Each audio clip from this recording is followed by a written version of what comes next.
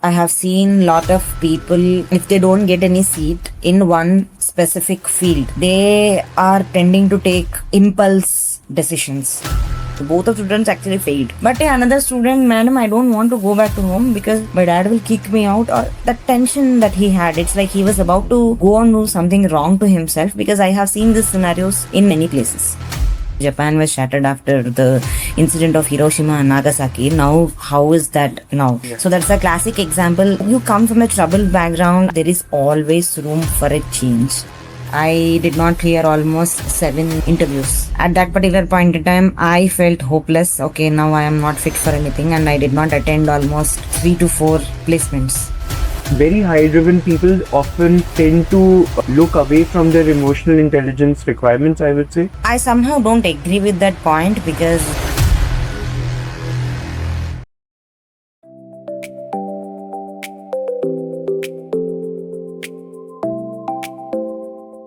She is an emotional intelligence guy who's joined us at Myra, and today what we'll be doing is trying to decode what emotional intelligence actually is and how it impacts our life.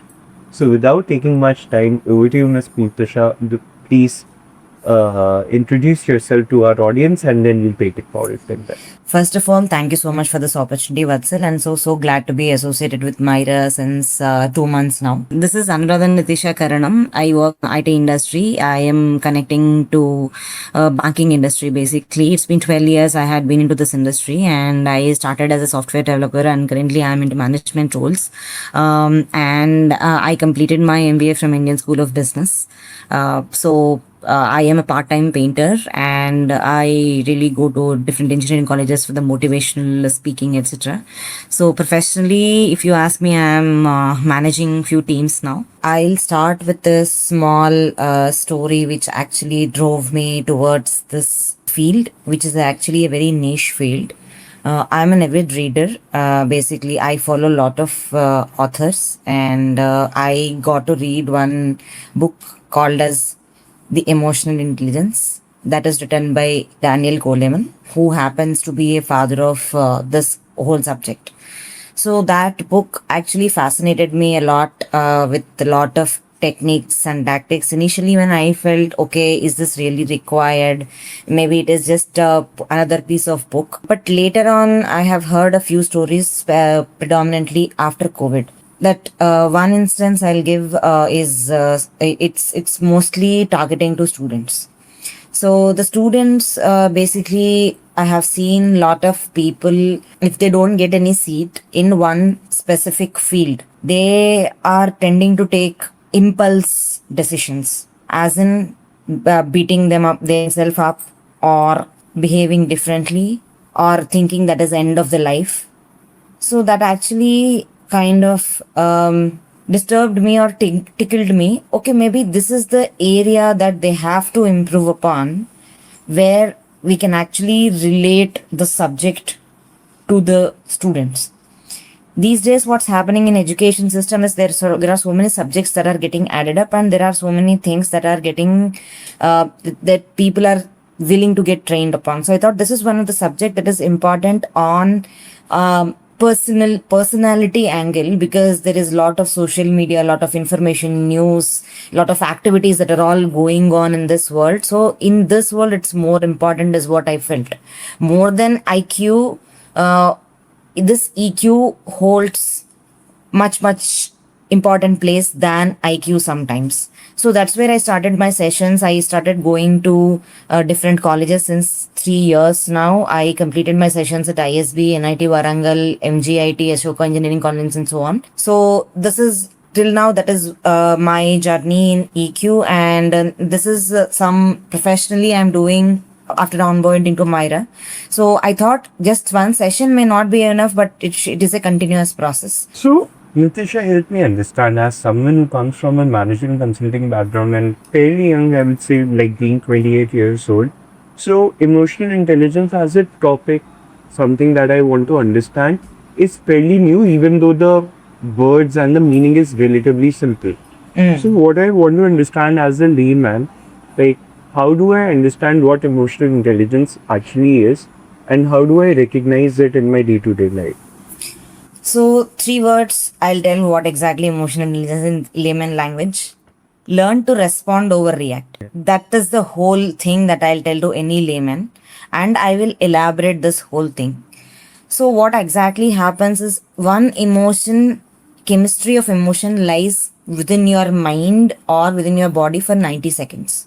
After that, how do you deal with it is up to you. Example, you get angry. That anger actually travels for 90 seconds. After that, what you choose is completely in your hands. I will give a simple example of two people with low EQ and high EQ dealing the same day. Because you asked day to day life, right? I'll elaborate on a single day, two people at workplace, at home, and a difficult conversation. Sure. So let's take a person A and person B. Both of them will have the similar situation. After that, I'll tell the action and the result. So situation is here. Early morning, two people get up and both learn that their wives, here I am considering them persons as male, their wives are going through a hell difficult situation with their relatives. Some big fight has happened which actually shattered his wife's whole environment at home. She could not cook breakfast or whatever the daily morning activities. On the same time, the person learns that his kid has hit someone in yoga class, or the person had a very bad fight in the yoga class. So these are the situations, and he could not have the breakfast on that particular day. And two people have to deal with this situation, and then something that is coming up at work for their both these both people is the project delivery is failed. That person still did not know. The delivery of the project has failed at workplace, which is leading to a difficult conversation with the client for both of the people. Now let's see a person A with high IQ, person B with low IQ, how they would deal with it. Let's talk about low EQ first, that is person B. He started yelling at his wife because he said, "You did not prepare breakfast for me. My whole day spoiled. I am not able to have anything right now. You are not able to deal with things by your own. Everything you rely on me." He yelled at her husband. See, he completely yelled at her. Yeah. And then the kid comes home, and then basically the kid started crying or whatever. Then again, that person started yelling at his kid, saying, why do you do always? You're so naughty. You are like, you spoil my this one. And he bet his kid also because the kid is younger. So the whole thing, he did not had his breakfast. He went to office. This whole frustration, anger, everything carried to office. The project failed. The project failed, and he started fighting over the call instead of understanding what has happened within the team. So that led to the failure of the project. So it has failed, okay, and the difficult conversation came up with the client, and client ultimately said, he gave an ultimatum for a week saying, okay, if you don't deliver this one, we will take out this project from your organization. The result, he lost his cool at home. He's going to lose the project because the client is angry, and the delivery failed, losing billions of dollars to his company. This is the scenario B. Now let's come to the person who has high EQ, who is matured enough. So now he goes and understand, he is very well aware about the situation that he has the delivery on that particular day. He might need to be on different calls on that particular day due to the project delivery. The thing that came up at his home is his wife's relatives or the kids. This one, that is an uncertain things that has come in his way, which he did not expect. But the delivery is already planned. So how this person reacts? So the person is very well aware about the situation on that particular day. And this person is very well aware what is happening at his home, and he knows what his son is, what his wife is. So on that particular day, he tries to empathize with his wife. Okay, this is the situation. You try dealing with it. If you can't deal for today, we will deal with it sometime later. Because he is prioritizing that, because that can definitely wait. And he tells the same thing to his kid. Beta, don't worry. It's okay. Sometimes these things happen. You go to school and come back. I will deal with you later on in the evening, maybe once I come back. That gives them the time to cool down for both of them at home. This guy goes back to office after having some breakfast outside or whatever. And the project, even then the project failed. So he goes and talks to the team. Team, what happened? Why did it fail? We did everything coolly, calmly. So what happens to the team morale got it did not get disturbed actually, because he tried to empathize with the team as well. He's trying to behave like an actual leader. And then client comes to him and asks, definitely client is yelling because he is losing the dollars and all. He tries to empathize with the client by keeping his cool while he is also getting angry. He listens to the client for almost 10 almost some time wherever the client is talking, and he tries to empathize and says, show the data, show the metrics and everything, and buys in the time. This is our first mistake, we are not going to repeat it, and take the time for himself and see to that we will ensure we will deliver this product. So with this delivery after 1 week, client trusts in this person and gives him more projects. So this is the difference between two people. Yeah. Were the first, like a follow-up question over this, were these examples derived from like practical, let's say like scenarios that you've actually Yes. observed, or Yes. It is actually practically derived. I'll tell you more practical, Vatsal, because from students basically, I spoke to two students. This is a scenario which I practically observed, and it's more like a ideal story. But the another practical one, two students. One student was like very depressed, very disturbed in one of the colleges. Another student was very intelligent. Both of students actually failed. So one student was very confident. I said, why are you so confident? He says, ma'am, I have my dad to speak to. And it's more like my dad will empathize with me. My dad may get angry, but I am not taking it to my heart. But my dad will ensure that I have my morale. And he was very confident to go back to home. But similarly, another student, madam, I don't want to go back to home because my dad yelled at me. My dad will kick me out, or that tension that he had. It's like he was about to go and do something wrong to himself, because I have seen these scenarios in many places. you can understand. Like again, going back to the examples of person A and person B, wherein person A had a higher EQ and person B had a lower EQ. Are those the metric that defines the higher and the lower grade? Is it inherently there in a person by birth, or is it a skill that we acquire to our childhood through cognitive learning abilities, or how does it develop into a person? I'll be very honest over here. Here there are two things, Vatsal. Basically, one is environment, one is learning. Example, I'll relate this to business. Someone comes from business family has lot of business knowledge. Someone who comes from the doctor's family has lot of doctor's knowledge. Someone who comes from the military family has military knowledge. Lot of. That's because of the environment that is created. And for that case also, if someone who has already had higher EQ within the family, they may have higher EQ, which is why they have navigated really well, with the healthy situations and all. For few people, that's not the case, right?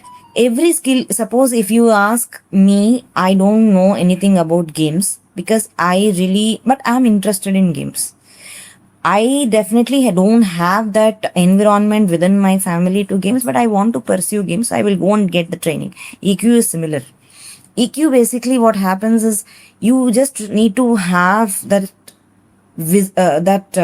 wish or that what do you call about that intention that your family or your environment should be healthy, peaceful, happy, and it should be functional. That is the right word for that case. Your family environment or working environment or anything.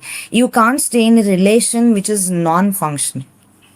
You want some relation to be healthy, functional, because on a day-to-day basis you will need to have lot of difficult conversations. In that you need to be very well aware what to talk, what not to talk.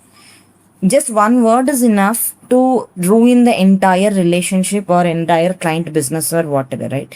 So you should have that wish. If you have that wish, the EQ is a skill that anyone can build, learn, and execute. So far from what I have understood, what emotional intelligence basically is basically being aware of your emotions in any given circumstance, so that you're actually responding to a situation rather than reacting, right? That's right. Now help me understand, like if someone is coming from a troubled background and somehow they want to break those shackles and create a new environment for themselves where they can actually practice what they are learning or what they have learned through their life by maybe recognizing few patterns or encountering mentors who've actually guided them. How do you go and break those patterns which are sort of holding into those grips where your room for growth is limited? Rome is not built in a one day. That's the classic example that I can give. A Japan like country after a lot of shattering. I can give the best example as Japan. After Japan was shattered after the incident of Hiroshima and Nagasaki. Now how is that now? Yeah. So that's a classic example. You come from a troubled background. I understand there are a lot of, but there is always room for a change. Because you are troubled, you need not trouble yourself all the time. That's what I tell to the mentor. So find a right mentor. Start with one piece at a day. As you rightly mentioned, self-awareness is not about I am angry. That's not what it is. Put yourself into the situations you avoided before. So you avoid talking to someone on that particular day, but do it with a new conviction. Take one piece at a time. As I mentioned, this particular subject has the potential to take for 6 months. I won't say years and years, but anyone who is willingness to learn for 6 months, I'm sure they will see the significant change if they take one by one at a time. But to extend on this question, what kind of support is required from the near and dear ones of a person who's, let's say, on this journey to explore emotional intelligence? And honestly speaking, how important of a role do those factors play into that person's life? External factors are definitely important in this case. So in this case, I would say the person who is willing to implement EQ should take one step backward and say, okay, from today onwards, if you think I have done something different, I am going to change the way I am going to conduct myself. So first you give and then expect others to take. So this brings me to my next question. There are people who would, seek mentors in terms of achieving better emotional intelligence, but there might be cases of examples in people who have a very high degree of emotional intelligence and it comes naturally to them. So what I would like to understand is what differentiates that group of people from the people who may actually need help but they don't recognize it themselves. Basically, they will definitely recognize what's up. There are already high IQ people who are already taking the mentorship who don't recognize somebody. It will come from some external factor, right? They may tell it's like some black spots. It's blind spots, I would call. When someone highlights you about your blind spots, they should take it as a trigger that okay, I am failing to recognize something in myself that I really need support upon. I really need some mentoring upon. That is the major. It's like I would say these are the people who has the potential to develop EQ, who don't recognize at all. That is a different set altogether. We will definitely promote, okay, this is what it is, as in when they get to see some ads in YouTube or whatever, they will definitely understand that. But there will be people who has that one point of willingness to learn, or someone is talking about my blind spot, maybe I need some mentoring. So they are the people who will actually transition from this low to the high role, Vatsal. Interesting point, Sam. There are certain sections in our society and certain facets who would say, like, why do we need emotional intelligence? Why can't we just keep on focusing on a work or on a life or on a goals? Like, very high driven people often tend to look away from their emotional intelligence requirements, I would say. So what are your thoughts on that, and what is, if you agree to it, is there any message that you would like to convey to them? I somehow don't agree with that point because because everyone at every point in stage they do need EQ. Because imagine a person. Let me take my favorite example, student once again. The person is a very first rank student who actually kind of cracks all the exams, who gets 90 percentile, 99 percentile, or whatever the highest percentile. He cannot interact with the people because there is a known quote. It's not, I am not telling, it's a known thing. It's just 20% of your skill and 80% of how you deal with the people as well, right? Whenever you go, even if you want to start a startup or a content or whatever, it is definitely relating to people only. How much ever AI is coming into picture, you have to collaborate with humans at the end of the day, right? So when you are dealing with humans, when you cannot deal to pitch your idea, how can you really succeed about your idea that has generated through IQ? At every stage of life, you need this EQ, to be honest. I think that's very relevant when it comes to current times. I have one rapid fire round. It's very easy, very simple. Okay. Yeah. What we would need from you is like a one sentence or a phrase, whatever comes first in your mind. One emotion that you feel people name incorrectly in a lot of instances. I feel sad. Okay. Any particular reason why? Many a times they'll be feeling hopeless, but they call it sad. Sad is very much small word comparing to hopeless. Okay. Best piece of knowledge artifact for emotional intelligence. It could be a book, it could be an audio, it could be a video. What's the Book best by piece of- emotional intelligence Daniel Goleman. Okay. Something that you felt differently about yourself or about emotional intelligence that you know now, which you didn't know about 10 years back. Similar situation when I was into college. I did not clear almost 7 interviews. At that particular point in time, I felt hopeless. Okay, now I am not fit for anything, and I did not attend almost 3 to 4 placements. But today, I would have attended everything. When was the last time and what was the last thing that you painted? You know that you like to paint, so. I painted Radha Krishna image. Oh wow. What is that one advice that you impart regularly, but maybe there are places that you are not able to follow upon it, but you advise it on a consistent basis to others? I advise people not to overthink, but I tend to overthink sometimes. Okay. And let's say before we close the session, what is that one message that you'd like the audience to see, whoever ends up seeing this, to sit with? Like, let's say people have sat to a conversation and try to understand what emotional intelligence is. They have to leave there with one message at the end of it all. What would it be? Don't just leave it as a book or a read, implement it in your daily life. Day in, day out life. Practice it, implement it, execute it. If possible, teach to your people also. It will really help in the nation grow. Perfect. So, Natisha ma'am, this was great, like having this discussion with you, and I have learned a lot about emotional intelligence in the last 20-30 minutes that we've been doing this, and I hope that our audience also feels a little bit more educated on the part of emotional intelligence.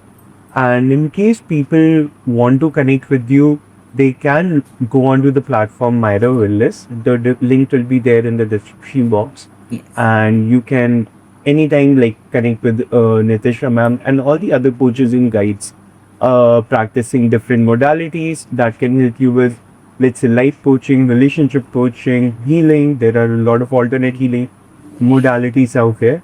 So you can go and explore all of that on myrawellness.in. Yeah, Natisha I ma'am, echo any that. parting words before? Thank you so much for this opportunity, Vatsal. It has been, this is something that I learned for myself also. It's while I'm talking to you, I kind of understood, okay, this is what it is. This was not something that I rehearsed or whatever I did it on the Same, go. But like before your call came, I was just like lying down for 10-15 minutes. Thought I'll just clear my mind. yeah, Let it flow naturally. If it comes off, it comes off. If it doesn't, it doesn't. it Because doesn't come.